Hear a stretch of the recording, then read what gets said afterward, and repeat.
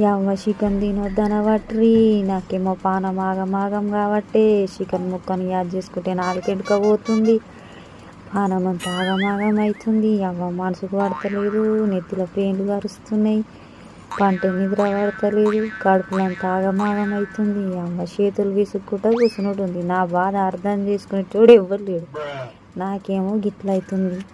ఈ రోగం పాడుగాని ఇప్పుడే రావన్న చికెన్కు ఇంత మంచిగా ఉడకబెట్టుకొని నూనెలో గోలించుకొనే తింటుంటి. కొంత ఎంటుకపోబట్టే చికెన్ మీద జీవి గుంజబట్టే పంట నిద్ర పడతలేదాయే, కూర్చుంటే పానం ఊపుకుంటలేదాయే. నీళ్ళు తాగుకుంటా ఇంకెన్ని రోజులు ఉండాలి? ఇవి తాగినా చికెన్ తిన్నట్టు ఉంటుంది, అసలే ఉండదు. ఎంతైనా చికెనే. అబ్బా లెగ్ పీస్ ఎంత ముద్దుగా ఉంటుంది. ఏం చేయాలి చేయాలి? అయ్యో దేవుడా, ఏం అర్థమవుతలేదు. ఎవరన్నా తెచ్చిస్తే బాగుండు, మంచిగా ఎంచుకొని తింటుంటి. ఈ గోస నాకే రావన్నా. ఎప్పుడు తక్కువ అవుతుందో ఏమో, నేను ఎప్పుడు తింటానో ఏమో.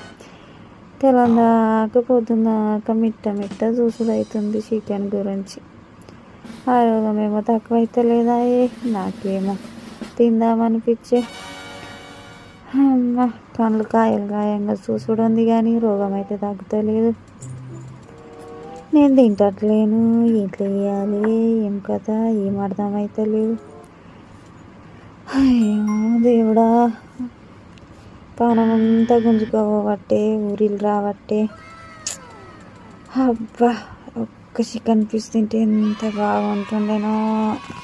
ఇవాళ ఎట్లయినా సరే అందరూ వండుకున్నాక చికెన్ తెచ్చుకొని నేనే వండుకొని తింటాను. ఉంటుంటి పోతే అమ్మ చికెన్ తినకపోవడేమో కానీ అది తినకపోతేనే చచ్చిపోతాట్టున్నాను. అమ్మ తింటా ఇక సస్తే బత్తే